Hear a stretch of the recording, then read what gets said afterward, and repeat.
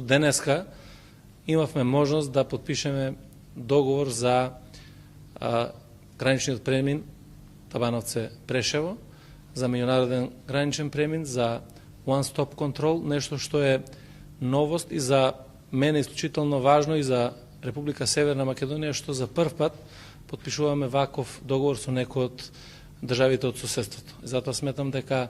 важноста на овој договор е уште поголема, што ќе овозможиме брз проток и на луѓе и на стоки помеѓу Република Северна Македонија и Република Србија и на еден многу побрз начин да може да се преминува